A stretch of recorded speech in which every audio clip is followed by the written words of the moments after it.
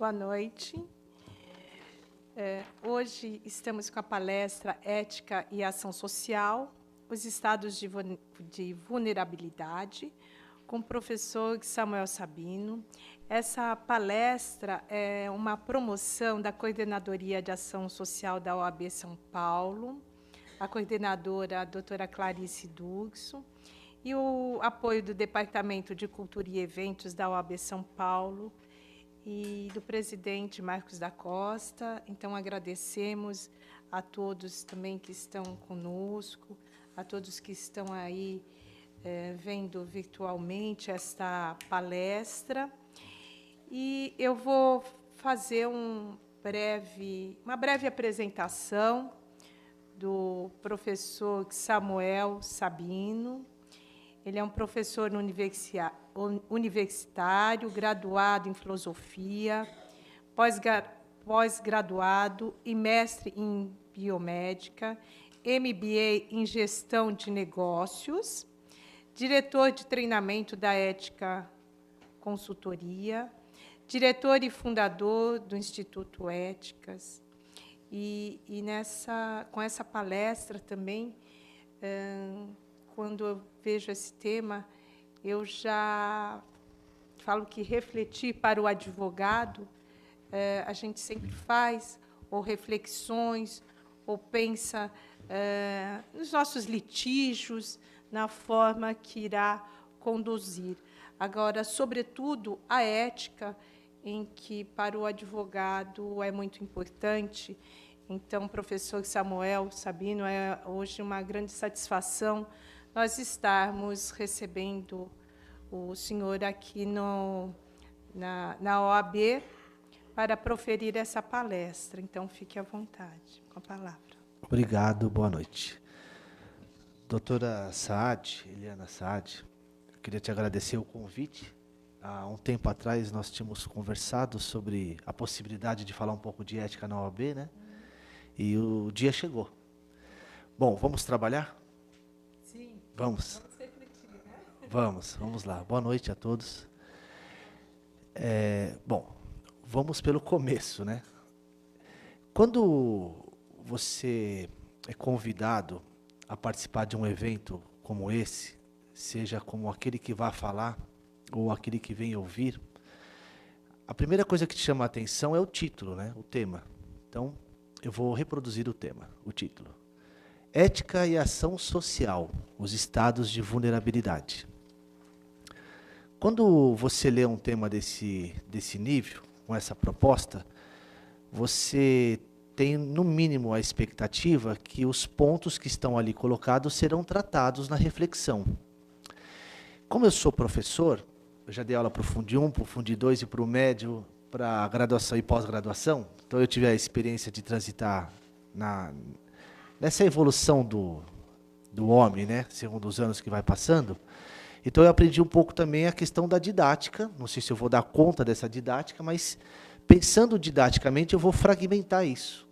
E aí eu vou chamar a responsabilidade, espero que eu consiga alcançar, de dar conta desse tema que eu vou fragmentá-lo em 3 pedaços. Tá? Então, ética e ação social, 2 pontos, os estados de vulnerabilidade, eu entendi que nós temos que dividir em 3 momentos, que eu vou chamar de 3 esferas. A primeira que eu vou convidar é a questão da ação social. O que nós vamos entender por ação social?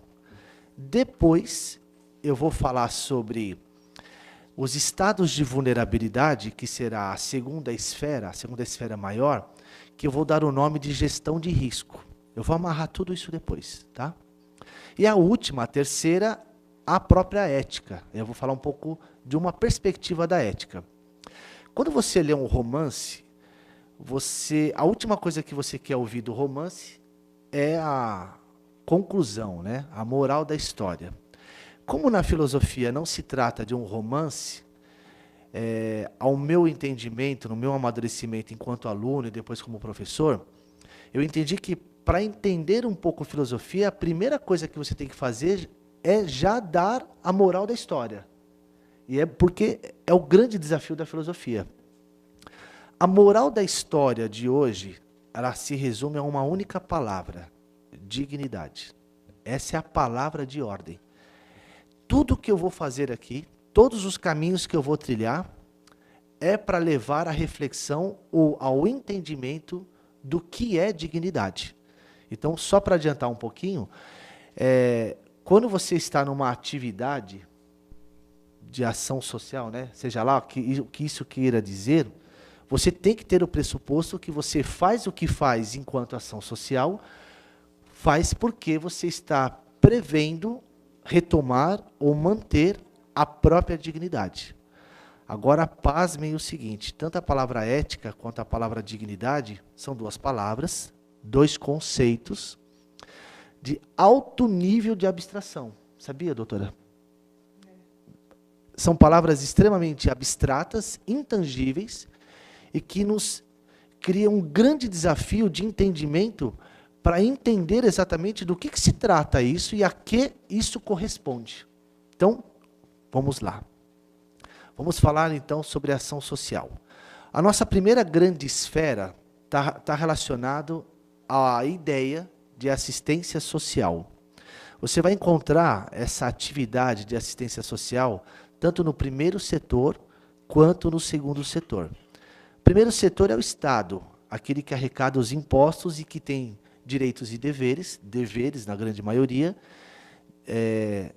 de acolher a sociedade num todo e também as suas partes, segundo as políticas implementadas.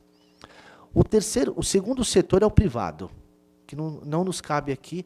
O nome que vai dar a essa atividade é responsabilidade social, mas não nos cabe hoje aqui. O terceiro setor é o setor onde você vai encontrar ou associação ou fundação. Aí nomes fantasias como instituto, ONG e outros mais, mas basicamente no terceiro setor você vai encontrar associação ou fundação. Tanto a associação quanto a fundação, quanto uma fundação, elas são empresas privadas com CNPJ, porém sem o fim lucrativo.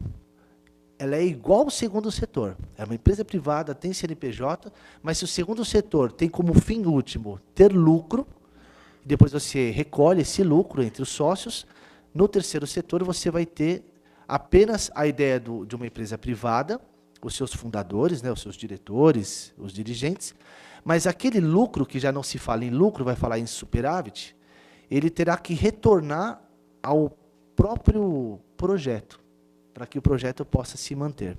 E aí, só uma curiosidade, não se fala no terceiro setor em isenção tributária, se fala na condição de imune. Inclusive, está escrito lá na Constituição, isento, mas isso já foi retificado entre o STF, né? Bom, são só curiosidades. O que nos interessa a ideia do terceiro setor? É que ele é filantrópico. O que é filantrópico? É você fazer um exercício, um trabalho no qual o retorno não é lucrativo. Então, não pense você que você vai fazer filantropia que no final você vai ter lucro. Não faz sentido. Apesar que dentro da filantropia existe um braço chamado, se não me engano, beneficência. Não, beneficência, não é isso? Escapou agora, ó, não me lembro. Bom, beneficência, aonde ele será cobrado. Mas o superávit, ele retorna à própria organização. Bom, a assistência social vai acontecer dentro desse movimento.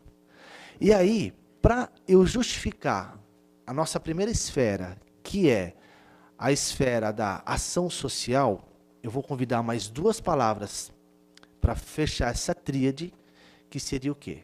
A primeira é a segurança social, a segunda é a proteção social e a terceira, ação social. Por que eu estou convidando isso? E por que eu vou trazer a minha interpretação? Eu acredito que ela possa fugir um pouco à interpretação acadêmica. Tá? Eu não estou muito preocupado com o que os acadêmicos estão dizendo exatamente essas três palavras, nesse momento agora, porque eu estou mais preocupado em trazer a didática, tá? O entendimento um pouco mais tangível. Segurança social, eu estou entendendo aqui tudo aquilo que é lei, tudo que está escrito. Aí você vai encontrar códigos deontológicos e códigos diciológicos, direitos e deveres. Quando você pensa segurança social, você está pensando as leis, o universo da OAB, né, da Constituição, que garantirá deveres em relação e direitos em relação à assistência social, que é o nosso grande guarda-chuva. Então, primeiramente, eu tenho as leis lá que vão nos salvaguardar, que vão garantir, segundo a Constituição. A segunda microesfera é a proteção social. E aí, o que eu entendo por proteção social?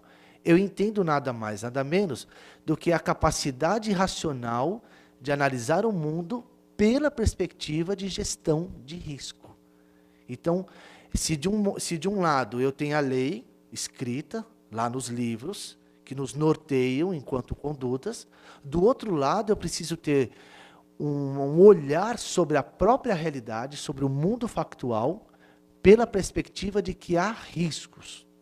Então, sobre a proteção social, eu consigo justificar a questão da importância da análise de gestão de risco, que eu vou falar no nosso segundo módulo. A nossa segunda esfera maior aqui é a gestão de risco, que eu vou dar detalhes depois. Mas a proteção social tem a ver, então, com isso, a questão da gestão de risco. Bom, se nós temos dois olhares, o olhar esquerdo e o olhar direito, que é a segurança social e o outro, a proteção social, aí você vai ter, então, a própria ação social, um agente, uma pessoa, colocando isso em prática. Então, ele tem dois olhares simultâneos, da segurança e da proteção, da lei e da perspectiva racional da gestão de risco, e a prática disso, a efetivação dessa capacidade racional do homem de entender o mundo pela lei e pela gestão de risco, a própria ação social.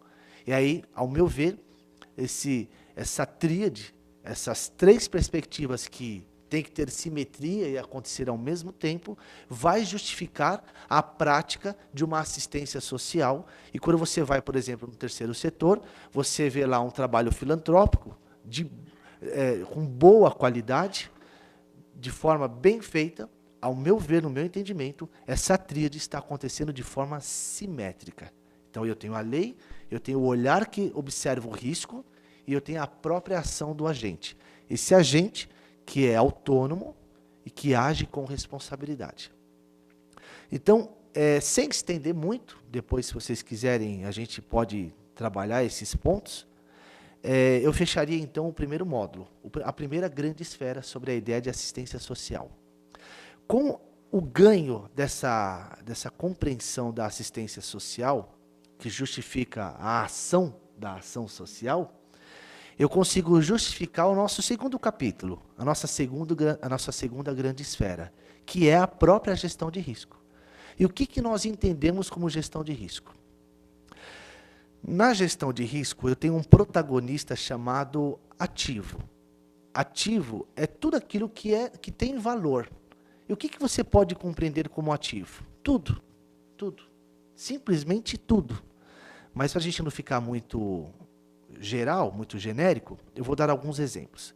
Por exemplo, o meu celular em cima da mesa é um ativo, o copo, a água, o microfone, o corpo ou a vida de a doutora Eliana Saad, são todos eles ativos.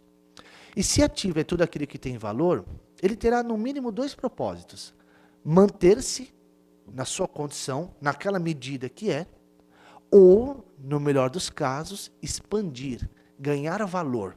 Então, se você pega uma empresa, num todo, é um ativo, né, e tem os seus ativos fragmentados ali, não faz sentido você pensar uma empresa que não dê lucro. Isso lá no segundo setor. Nenhum diretor ou CEO ou dono de uma empresa diz: olha, amanhã é sexta, né?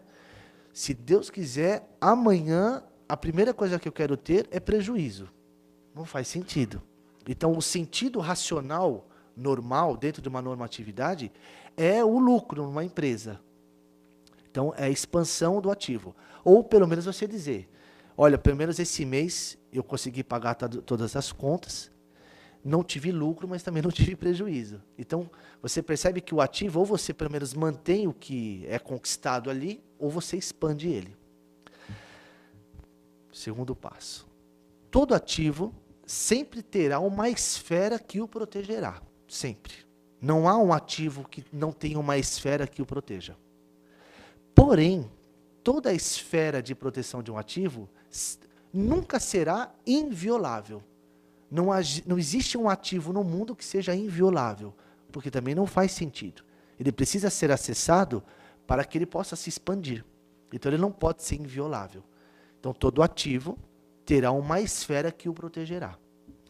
Por sua vez, toda esfera sempre terá janelas. Essas janelas são caminhos ou portas ou janelas de acesso ao ativo. Então, uma empresa, vou trazer um exemplo tentar deixar o mais próximo possível da compreensão concreta. Se uma empresa produz aparelhos telefônicos, né, celular, ela não pode fazer toda a sua estrutura em 4 paredes e a sua laje em cima toda fechada. Tem que ter uma forma de entrar, para que o produto entre, depois ele saia, os clientes entrem, comprem e o próprio ativo se expanda. Então, todo ativo sempre terá uma esfera, porém que seja acessível. Então, não há um ativo que seja inviolável. Terceiro passo. Todo ativo com sua esfera de proteção se encontrará em uma zona, no caso aqui, uma zona de risco externa. Então, ele sempre se encontrará em algum lugar. Vamos participar desse mundo factual 3D? Ele sempre estará no espaço-tempo, sempre manifestado, a princípio, numa condição 3D, altura, largura e comprimento. Então, sempre haverá uma zona onde o ativo se encontra. No meu caso, esse ativo, ele se encontra em uma zona. No caso, externa. Ok. Quarto passo. Toda zona de risco mandará um antagonista chamado ameaça. E ele tem um papel muito simples e objetivo. Fazer de tudo para encontrar uma janela, no caso, quando a gente fala de ameaça, uma janela de vulnerabilidade, para que ele possa entrar e tocar o ativo. Se vocês pensarem com mais carinho, vocês vão ver que até mesmo a própria ameaça também é um ativo. Eu vou dar um exemplo. Outro dia eu estava em casa, quando eu estava meio que meditando sobre a ideia dos ativos, gestão de risco, ativos, esferas que protegem, janelas de vulnerabilidade, zona de risco externa que manda uma ameaça. Então eu estava um pouco interiorizado com esse discurso. Aí eu liguei no Discover, aí tinha um porquinho espinho. Por isso que eu gosto de filosofia, porque filosofia só fica filosofando só teoria e conceito, né? Mas quando você entende e vai para o mundo real, o factual, você entende o mundo de uma outra forma, o mundo, o mesmo que se apresenta para você, doutora. Mas se eu tenho um repertório conceitual, filosófico, o mundo acaba te tocando e te surpreendendo muito mais. Aí eu vi o porquinho, que é um ativo, no caso aqui o ativo é a vida dele. Então ele está se alimentando para expandir ou manter o próprio ativo de vida. Aí aparece uma cobra. A cobra, nesse caso, está lá para a zona de risco externa e é uma ameaça em relação à perspectiva do ativo de vida do porquinho espinho. Quando a cobra ela se apresenta como um antagonista e uma ameaça para tocar a vida do porquinho, o porquinho, então, reconhece que ele está vulnerável e aí tudo que ele fará para blindar essa janela de vulnerabilidade, colocando um controle. E aí, como é que ele fez? Primeira coisa que ele fez, então tem as 2 patinhas da frente e as 2 patinhas de trás.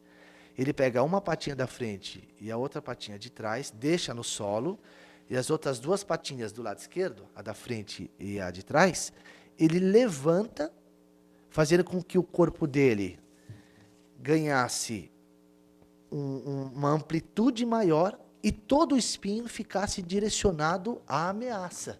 O que é isso? É um controle. É um controle. Eu acho isso muito legal. Parece bobo, mas é tão sofisticado.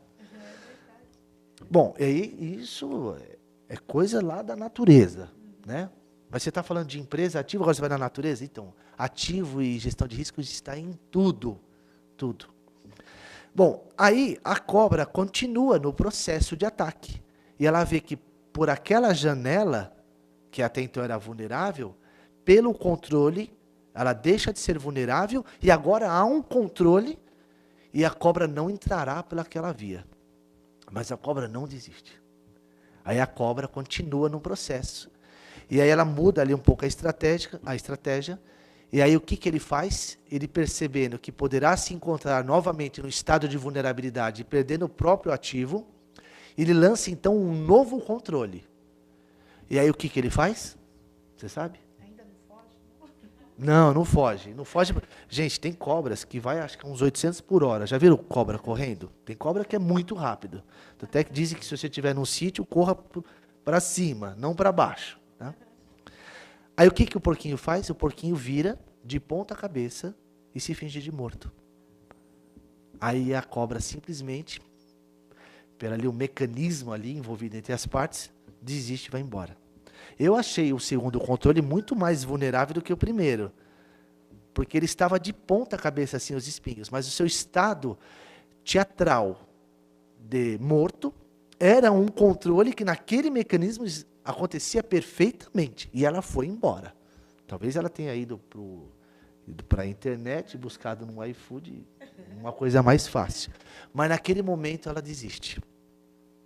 Bom, se gestão de risco é a compreensão racional e conceitual que há um ativo, que há uma esfera que sempre protegerá, mas nunca haverá uma esfera inviolável, sempre haverá janelas de acesso. Algumas dessas janelas podem ser janelas de vulnerabilidade. Todo ativo se encontrará em uma zona de risco, no caso externa, e essa zona de risco sempre demandará um antagonista chamado ameaça, e o papel da ameaça é sempre tocar o ativo. Então, pelo menos minimamente, no que diz respeito à gestão de risco, a gente já consegue entender que, se você quiser fazer ação social sem a perspectiva do que é gestão de risco, você não sabe o que você está fazendo. Quer ver uma coisa? Se não existisse ameaça no mundo, se não existisse janela de vulnerabilidade, e se os ativos não corressem o risco de se negativar, vamos dizer assim, não faria sentido a reflexão, a necessidade de uma ação social. Então, ainda que você não tenha esse repertório intelectivo, lúdico, ou filosófico, ou meramente conceitual, quando você está numa atividade de ação social, você está em prol da vulnerabilidade de alguma coisa ou de alguém. Então, muitas vezes, isso vem intuitivo para você. Hoje, o nosso papel aqui é quebrar a intuição e trazer a esfera explícita da razão. Uma coisa que eu aprendi no meu último semestre na graduação, isso me marcou muito, é que as coisas óbvias, elas não são faladas, porque elas são tidas como óbvias. Quando você trata algo como óbvio, você banaliza o discurso. Então não precisa falar, porque é óbvio. Só que quando você fala do óbvio, e você tem acesso à simplicidade do óbvio, e começa a querer entender as suas partes, você vai ver que dentro da simplicidade sempre haverá certas complexidades. E no final das contas não é nada óbvio e não é nada simples, e a coisa era muito complexa. Por isso que dá trabalho. Então falar disso, do óbvio, é desbanalizar e perceber sua complexidade e gerar valor agregado na sua conduta no mundo. Porque eu preciso evoluir o meu estado de consciência, por exemplo, do mero não entendimento, para o entendimento, mas não só entendimento. Porque tem empresas, por exemplo, no Brasil, com setores de compliance, e você tinha na sala ao lado um setor chamado anti-compliance. Ou seja, aquele setor chamado de anti-compliance, ele tinha entendimento do que ele fazia. Pelo menos pela lei, ele sabia. Inclusive, o outro setor anti-compliance era para manobrar a lei ou toda a sua estrutura. Então, só o mero entendimento não dá conta. Então, se você não tem entendimento, então busque um pouco. E se você adquirir entendimento, para você dar o salto quântico, é bom que você atinja, na minha compreensão aqui, o esclarecimento. Ah, mas o que é o esclarecimento? É a sensibilização do discurso. Então, por mais racional que seja o que eu estou falando, a ideia é te dar entendimento, trazer entendimento, você que não sabia dessas coisas, quem já sabe, ótimo, mas uma vez que agora nivelou o entendimento, que esse discurso te sensibilize, levando ao grau de esclarecimento. E aí, uma lava-jato da vida, que está há 4 anos, né, doutora? A gente estava comentando agora, ele vai trazer muito entendimento, mas ele não vai ser o suficiente. Se a população, se o povo, se os políticos não se sensibilizar com o discurso da ética, que a gente já vai chegar daqui a pouquinho. Então, eu fecho a terceira grande esfera, a segunda grande esfera, o nosso segundo capítulo, que é sobre gestão de risco. Então, gestão de risco justifica a própria atividade da ação social. Tudo bem? Podemos continuar? Estou refletindo. São boas. Trazer a razão, conceitos, é muito bom. É um desafio, dá trabalho, tem que estar concentrado. Quem trabalhou o dia inteiro e veio para cá, é uma pedreira, né? Mas vamos lá, daqui a pouco a gente termina. Bom, vamos para a terceira, que é a ética, a terceira grande esfera, o nosso terceiro capítulo, que agora vai justificar a gestão de risco, que já foi o segundo ganho. Quando eu estou na análise de gestão de risco, eu já entendi todo o cenário apresentado, a janela está aberta. E a cobra se manifestou. E eu preciso colocar um controle. O que é o controle aqui? Hoje aqui. Nós não temos espinhos, nós não somos janelas, nós não somos portas, nós não somos chaves. Nós somos o quê? Pela essa perspectiva que eu vou trazer. Se há uma janela, nós precisamos colocar um controle. O nosso controle aqui, então, é a ética. A ética entendida não como protagonista. Sabia que a ética não pode desenvolver um papel principal da nossa história? Ela não pode ser protagonista. Você fala, como não? Se a crise que existe entre a humanidade ou no Brasil é pela ausência de ética. Exatamente. É pela ausência de ética. E a ética tem que ser convidada como um personagem que faça o papel de coadjuvante. Mas vocês vão entender por quê. Eu vou tentar amarrar isso. Mas a ética, então, nesse caso, é o controle da nossa gestão de risco para que se possa fazer bem a ação social. Então, a ação social, uma vez que identificou uma janela de vulnerabilidade, naquele que padece, naquele que está vulnerável, você aplicará como um controle na sua conduta, naquilo que você venha fazer, levar alimento, levar saneamento, levar seja lá o que for naquilo que está vulnerável. O nosso controle será a ética. Então, abre-se as portas para a grande terceira esfera, ou o nosso terceiro capítulo. E aí a gente poderia pensar, mas o que é ética, então? Existem vários filósofos, todos eles têm alguma forma de pensar a ética em suas equações filosóficas. Mas eu vou trazer uma que não é necessariamente de um filósofo, mas é a compreensão mais rápida e imediata que eu tive até hoje de ética. Ética e moral é a mesma coisa, mas diferente. Em que sentido? Se ética é teoria, moral é prática. Se ética está relacionada a uma ideia, depois que se torna um princípio, depois, como vai dizer Kant, um princípio supremo da moralidade, ou imperativo categórico. Nossa, mas o que é todo esse monte de palavra? É muito simples. Vou dar um exemplo bem simplesinho. Posso pegar o seu celular? É seu. Você comprou, posso pegar? Eu vou pegar. Não, pegar não, porque é roubo, né? É roubo. Então, a gente chegou à conclusão que... Não, não é emprestar, eu vou roubar. Aí não. Tá vendo? Tem coisas acontecendo ali que faz intuir que, por exemplo, essa conduta de pegar algo que não é meu, nomeado aqui como roubo, parece que a gente chega à conclusão... É furto até. Furto, né? Furto. A gente chega a uma conclusão explícita que não está certo, não está adequado. Então, eu vou desistir, mas a gente vai pensar um pouco sobre isso e vai perceber o seguinte, que pegar algo que não é seu, que é caracterizado como roubo, vai levar a uma reflexão, a uma ideia. Essa ideia vai ser discutida, depois ela subirá nos montes mais altos da nossa razão, e ela se tornará um princípio. Esse princípio que diz, não roubai, não roubar, será um princípio que norteará a minha conduta. Só que nós estamos só no mundo das ideias aqui. Inclusive está escrito lá em alguns lugares. Então, a ideia de conclusão, que eu não posso pegar uma coisa que não é minha, que gerou um princípio, que agora ele é um princípio supremo da moralidade, é bom que todos assim façam, será então um dos princípios da ética. Ética aqui, que é teoria, que é mundo das ideias.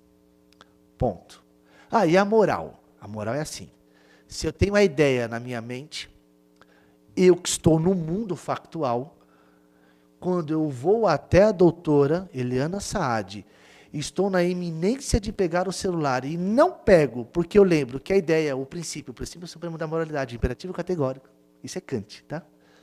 Diz que esse princípio é supremo e é moral, está sobre todos os homens, e se eu respeitar esse princípio e não pegar no mundo factual, então significa que, segundo a ética, que era o meu norteador da razão, que foi aplicado na minha conduta no mundo real, no final eu agi moralmente.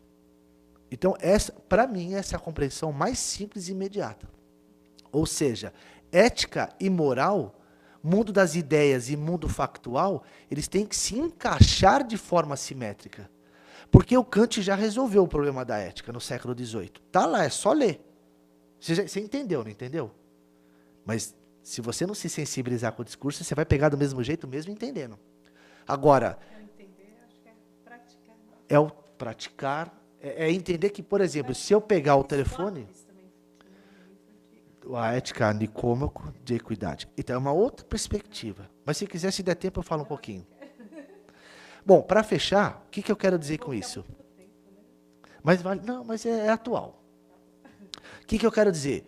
Se você, no final das contas, tem todo o arcabouço de princípios éticos, mas no mundo real você não consegue fazer com que o princípio do mundo das ideias se encaixe de forma simétrica com a sua experiência factual, é como se a ética nunca tivesse existido, porque ela precisa ser validada. Só uma coisinha, o Kant diz que não preciso da experiência factual para validar esse princípio, mas não é isso que eu estou falando. Eu estou falando que o princípio já foi validado. Ele já é bom em si mesmo. Mas ele só vai existir factualmente se lá no mundo eu não pegar.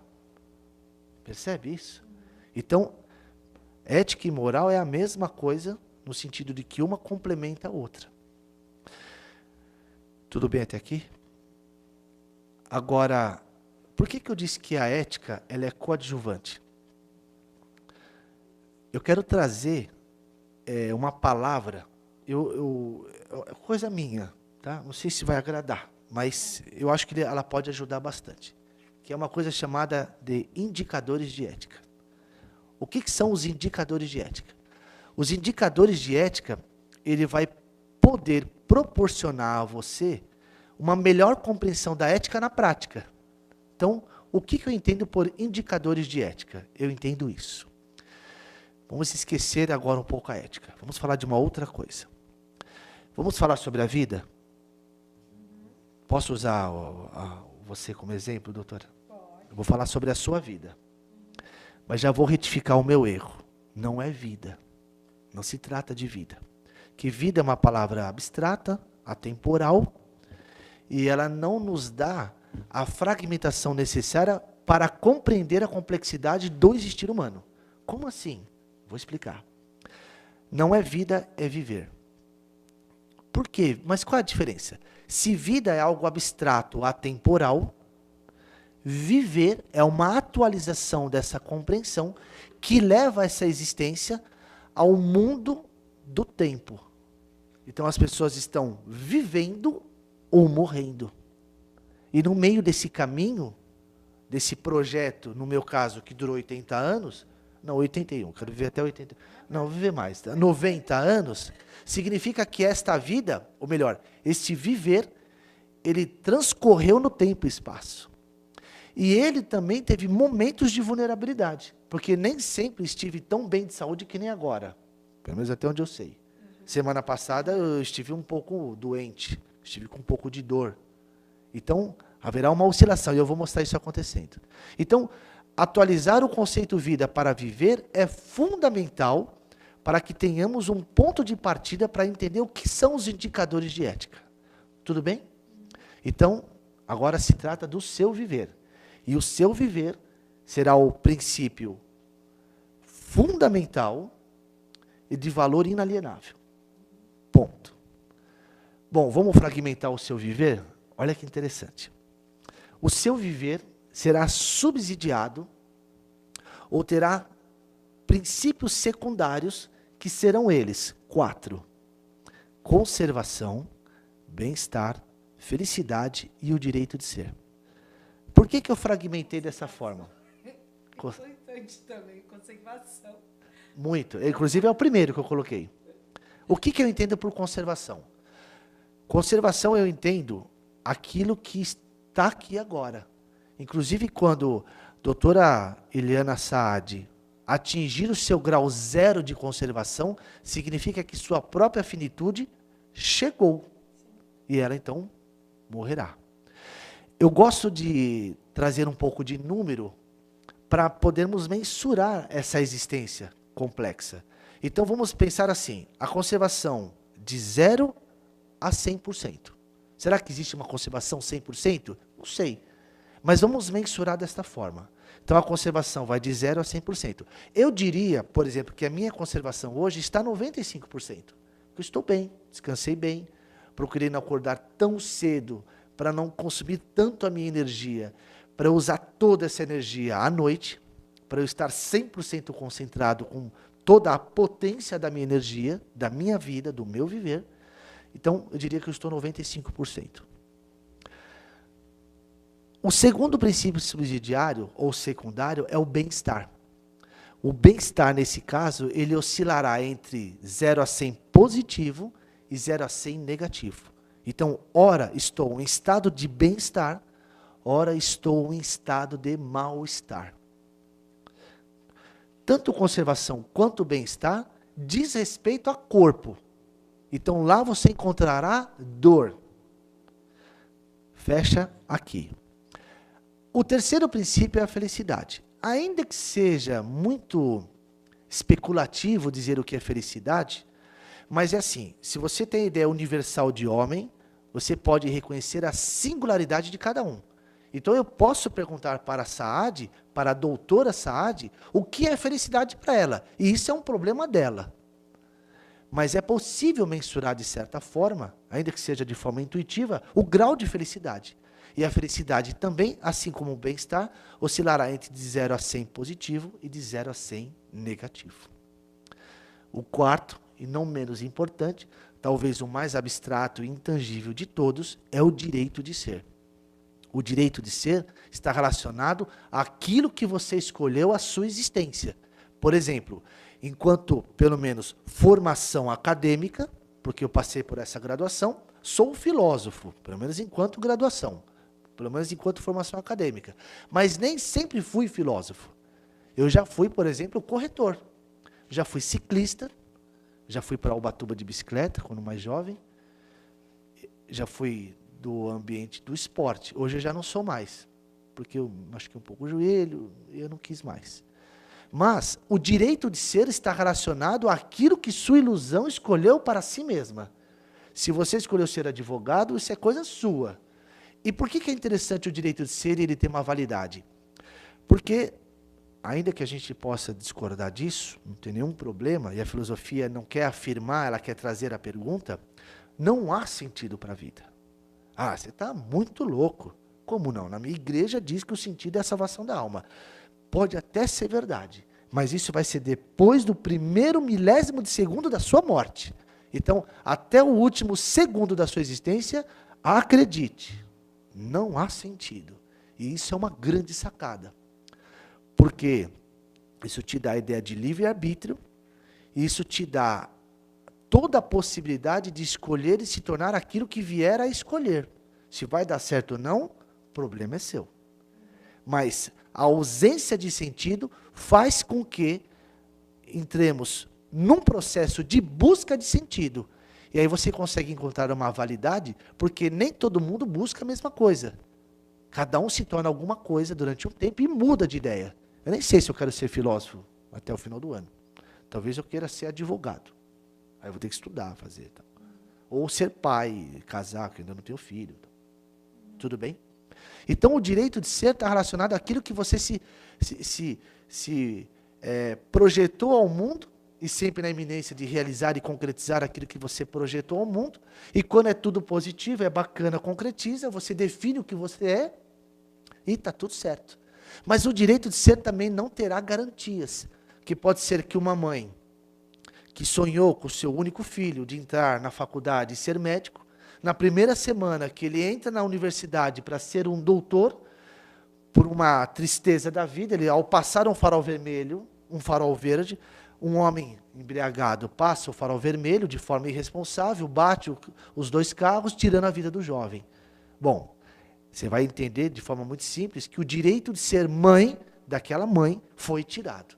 Porque ela gostaria de estar pelo menos mais uma vez, dando-lhe um beijo antes de dormir e dizendo o quanto ele ama.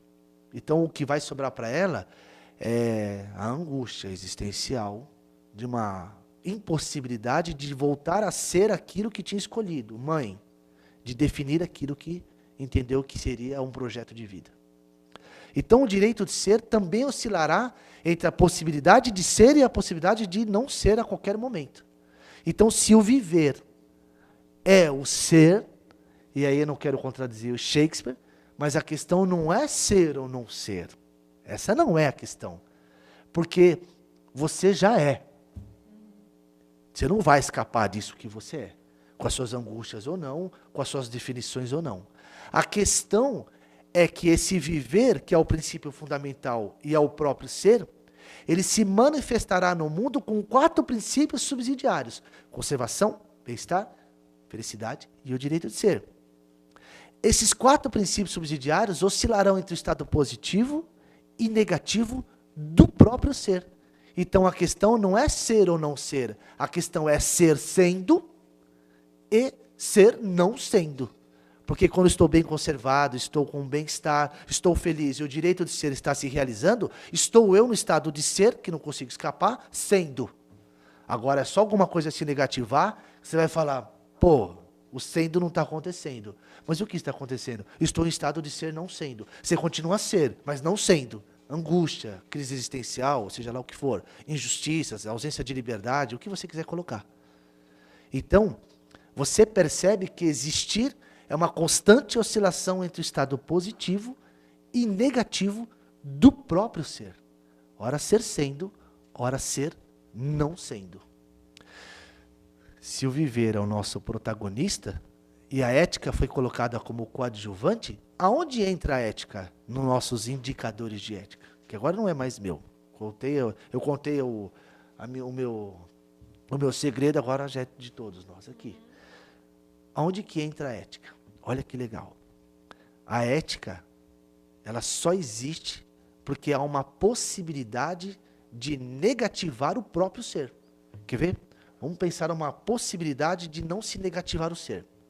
Não importa o que eu venha fazer com a doutora Eliana Saad, não importa, por pior que seja, eu nunca colocaria a sua conservação em risco de extinção, eu nunca, por pior que eu toque no seu corpo, eu nunca colocarei ela em estado de mal-estar, porque não é possível, nessa hipótese. Por pior que eu fale e eu faça, ela nunca ficará infeliz. E por pior que eu faça também, eu nunca tirarei o seu direito de ser. Quer dizer, o viver dela, que é o princípio fundamental, sempre se manterá positivamente, conservado, bem-estar, feliz e com o direito. Ora, se fosse assim, está tudo certo. Não faria sentido o discurso da justiça, não faria sentido o discurso da lei, da ética, não faria sentido a assistência social, porque está todo mundo bem, está tudo rodando redondinho. tudo não faria sentido. Mas como oscilamos entre o estado positivo e negativo do próprio ser, aí, uma palavra bem sofisticada, bonita, ferrou. Estamos com um problemão na mão. Como não há garantias de sempre se manter positivo, então é na negatividade do próprio ser que você consegue justificar a existência da ética, ao ponto de dizer que não roubar será um princípio muito legal, porque se eu roubar o telefone da doutora Saad, ela vai ficar infeliz. Isso pode ser um pouquinho infeliz, porque ela é muito rica e tem muitos telefones, não é isso? Não é bem assim. Então é mais vulnerável ainda. Mas e se eu tocar no seu filho? E se eu tocar na sua empresa? E se eu tocar nos seus pais? E se eu tocar no seu corpo de forma que não foi acordado? Pode pôr a mão aqui? Pode? Aí pode. E aqui? Não sei, tem um limite ali que não vai poder passar. Tudo bem até aqui? Então, é na negatividade do próprio ser que você convida a ética como coadjuvante e ela entra exatamente naquele estado negativo e ela fará tudo, na medida do possível, segundo princípios inteligentes necessários, aplicado na conduta para retomar a positividade do próprio ser, para que ele retome esse estado de ser sendo. Então, já que eu posso ficar vulnerável, já que sou vulnerável e posso me negativar, a ética virá de forma linda e perfeita. Então a ética é nosso coadjuvante nessa história. Nós somos os verdadeiros detentores do papel de protagonismo. Bom, para que tudo isso? Eu fecho aqui o nosso terceiro capítulo. Você lembra que eu disse que eu falaria de 3 coisas? Eu falaria de assistência social, que é a ação social. Eu falaria de vulnerabilidade, que é a gestão de risco. E eu falaria de ética, pelos indicadores, porque a moral da história dessa noite era a palavra dignidade. Lembra que eu disse que dignidade é uma das palavras mais difíceis para definir? Exatamente porque eu partia de um pressuposto vida, que é atemporal e abstrato, e aí eu não consigo entender exatamente em que momento da vida foi colocado o estado de vulnerabilidade. Por isso a fragmentação dos 4 princípios. Então sabe o que é dignidade? Dignidade é a positividade do próprio ser. Do ser sendo, se mantendo conservado, se mantendo minimamente com bem-estar, se mantendo minimamente feliz diante da problemática da vida e mantendo minimamente o direito de ser. É só alguém negativar um desses 4 que você diz, isso não é digno. Ou você intui, isso não é justo. Ou isto não é liberdade.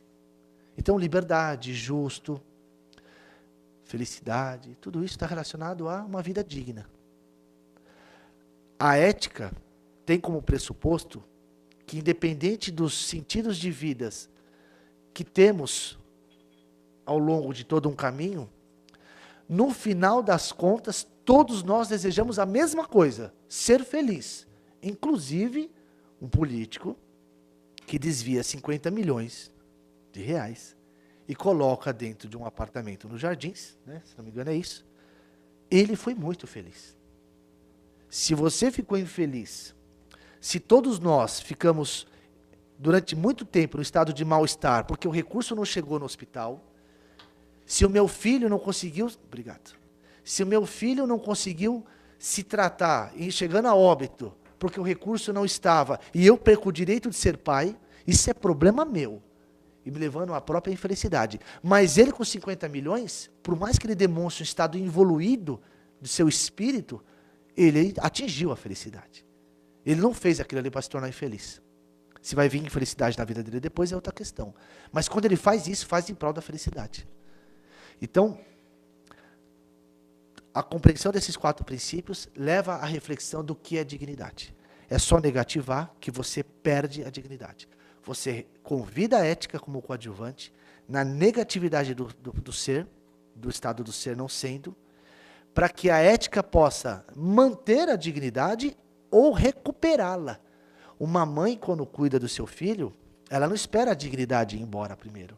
Antes de ter fome, ela alimenta. Antes de adoecer, ela dá banho, ela coloca roupa, ela cobre, porque ela quer preservar a dignidade. E ela está, por excelência, na ética. Ainda que seja o amor que esteja motivando, mas é ética pura, da melhor qualidade. Porque tem éticas também que não são tão boas enquanto qualidade. Só que eu não vou falar das 3 éticas que eu sempre falo, que é a menos nobre, a nobre e a mais nobre. Vocês vão ficar na curiosidade para uma outra oportunidade. Sacanagem, né? Mas, bem rapidinho, vai. A ética menos nobre tem como resultado a felicidade de si mesmo. Aí você tem 2 qualidades, a virtuosa e a viciosa. No caso daquele político, ele aplicou a ética menos nobre, porque ele pensou na felicidade de si mesmo, ou de um menor grupo de pessoas, porém de forma viciosa. Agora, quando uma mãe cuida apenas do seu filho, ela está aplicando a ética menos nobre, porém de forma virtuosa, porque ela preserva a dignidade do seu filho, mas ela não compromete a dignidade das outras crianças. E não tem nada de errado nisso. A segunda ética nobre é aquela que tem como resultado a felicidade do maior número de pessoas, que também pode ser viciosa ou virtuosa. E a terceira ética é aquela mais nobre, que tem como resultado a felicidade de todos, mas já gosto de destacar que ela é utópica. Bom, vou ficar só até aqui com isso, porque isso dá uma discussão para outros caminhos, tá? Uma outra oportunidade eu falo mais sobre isso. Mas para fechar então, eu espero que vocês tenham entendido que dignidade é a questão sine qua non. Sem o qual não há. Não faz sentido você pensar ação social se você não tiver como pressuposto, fim último, a dignidade. E aí eu te pergunto, você que está na ação social, se você não está pensando os indicadores para entender o que está vulnerável e qual princípio aplicar para fechar essa janela de vulnerabilidade e retomar a positividade do próprio ser, você não sabe o que está fazendo. Então, a ação social precisa ter o pressuposto dos indicadores para entender o que é vulnerável, o que está negativo e convidar a ética para retomar a dignidade. Então, já estou finalizando, ética e ação social, os estados de vulnerabilidade. Espero que eu tenha explicado, pelo menos minimamente, ou justificado por que esse tema. Somos vulneráveis, precisamos desenvolver ações sociais, precisamos convidar a ética, os indicadores nos auxiliam, porque o fim último de tudo isso é a felicidade e a dignidade. É isso. Obrigado.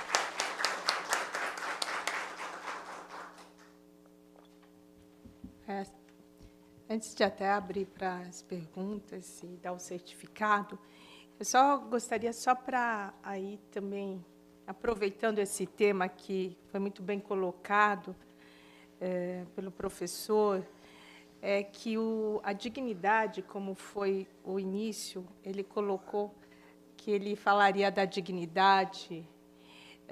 No direito positivado, já a Constituição Federal, ela tem como princípio a dignidade da pessoa humana. E os princípios, eles, através da construção das decisões, hoje é um comando judicial, quer dizer, quando a gente fala, é supremo, né? Então, essa dignidade da pessoa humana como algo positivado, e a gente já tem até positivado a questão do dano à imagem, a direitos íncitos da personalidade, da nossa individualidade. Então, em que ponto até essa ética, como uma ação social muito interessante, como uma ação social já do indivíduo ou de um grupo coletivo que pratique, então, de que modo ela se apresenta? Porque, às vezes, vamos dizer, será que nessa gestão de risco a ética ela não pode ser relativa?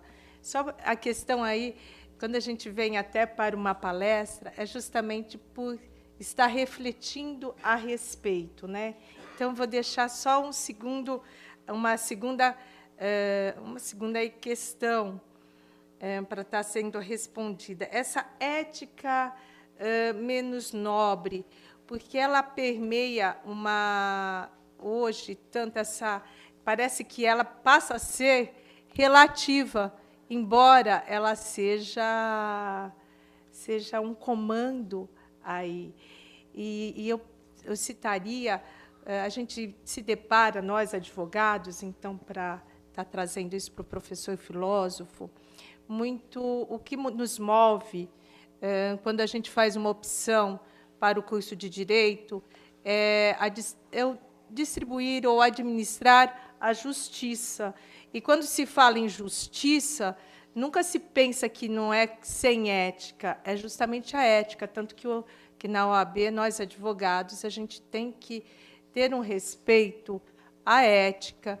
Então, em que sentido, hoje, na sociedade contemporânea, em que a gente se depara com cenas de intolerância, em que grupos atacam um outro e que são violadas a dignidade e o direito do ser, e a gente coloca tanto em risco, e o risco de uns, vamos citar daí a Europa, que me parece assim que às vezes ele coloca não sei se é a cobra ou o escorpião-espinho, mas assim, aquele grupo que está de imigrantes que chegou lá, ele está vindo porque ele tem o direito a viver e, por sua vez, ele não é acolhido por aquela sociedade que também não respeita o seu modo de ser. Então, que dentro aí da ética e ação social, nesses estados de vulnerabilidades em que a mídia ela já nos permite ter contato, de que modo nós, assim, advogado, teríamos também como um papel de estar na sociedade com caráter mais amplo de justiça. Você quer que eu responda rapidinho? Eu não sei se são reflexões que eu me deparo e que agora eu compartilho com todos e aproveito. Como falam os filósofos, eles dialogavam, né? O diálogo, e tem um colóquio também. Não quero estender isso eu quero estender esse convite até para que, em outras oportunidades, o professor Samuel Sabino ele possa estar refletindo com nós a respeito de justiça, de valores que nos moveram a fazer essa opção que eu a tenho como uma bela carreira e algo que me dá sentido. Então, daí eu vou falar um pouco só a respeito da conservação, que também, para todos refletirem, a conservação, o que eu noto, é que ela está muito ligada à questão da felicidade e o direito de ser e propósito da vida. Então, eu convido também a todos em que momento a gente está da conservação, porque, muitas vezes, até a matéria ela está mostrando a conservação das nossas ideias. Então, não são para responder rapidinho, mas dentro de lições e de pilares tão antigos que foi colocado por um jovem aí, filósofo, possa estar respondendo. Eu vou responder rapidinho, então, tá? Sobre a justiça, lógico que quem está falando não é uma pessoa do direito, tá? Se você pegar um pouco o que a doutora Eliana falou e jogar em cima dessa base, tem ela como uma base simples. Você vai ver que você chega a toda essa sofisticação que o direito proporciona. Mas sobre justiça, no entendimento máximo de simples possível. Olha só, não existe justiça. Como não? Justiça é como vida. É atemporal, abstrato. O que existe nas vias de fato é o justo e o injusto.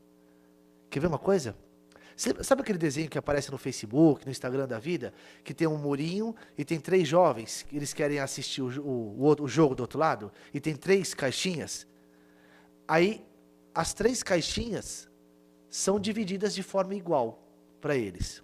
Aí eles vão trazer o conceito de igualdade e de equidade.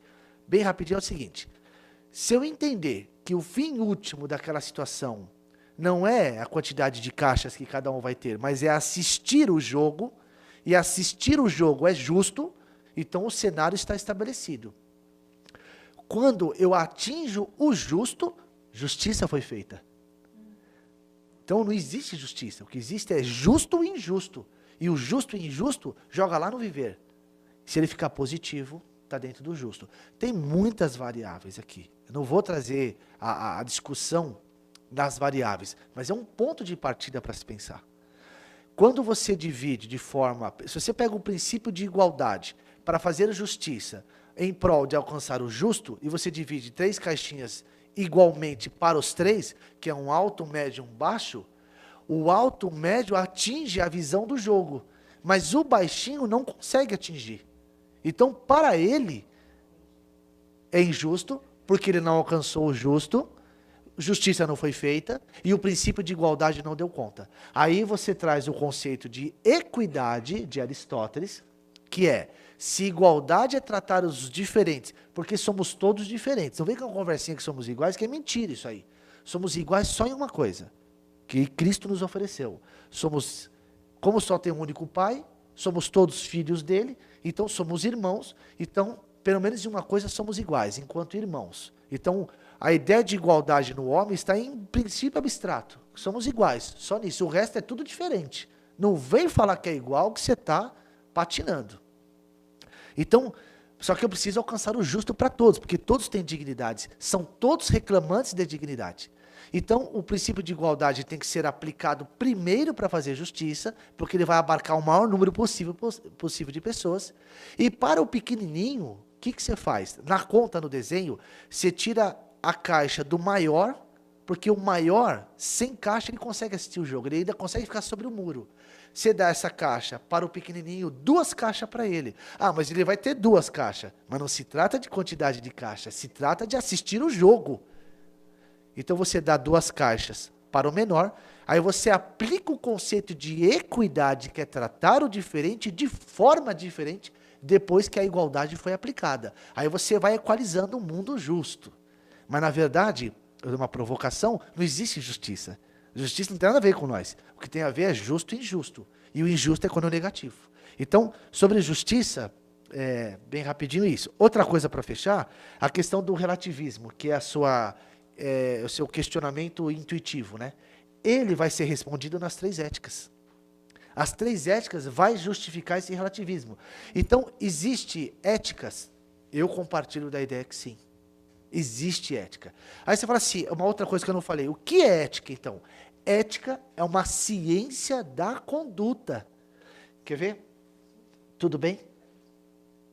Esta ação que durou 2 segundos, ela é na verdade uma conduta. Como toda conduta é passível de medir, de avaliar a qualidade dela, ao entender qual foi a qualidade dessa conduta, estou eu analisando os valores. Isso é coisa da ética, porque ética é uma ciência da conduta. Se existe uma ciência que explica por que o objeto cai, eu consigo explicar também qual é a qualidade dessa conduta. Então isso é coisa da ética. A ética é uma ciência da conduta. E quantos tipos de qualidade existe? Um monte. Aquelas que só eu tenho vantagem, só eu encontro a felicidade. Aquela que eu faço e o maior número possível alcança. Ou aquela que o maior número, que todos podem alcançar. Então há várias éticas. Só que elas são viciosas ou virtuosas. Tudo bem? Bom, é isso. Vamos lá. Eu vou fazer, então, a entrega do certificado para o professor Samuel Sabino, e depois também, como a gente está fazendo a gravação, então, também desejo a quem estiver nos assistindo uma boa noite. Fica o convite para próximas palestras e reflexões, tá? E depois a gente já abre a perguntas, tá? Obrigado.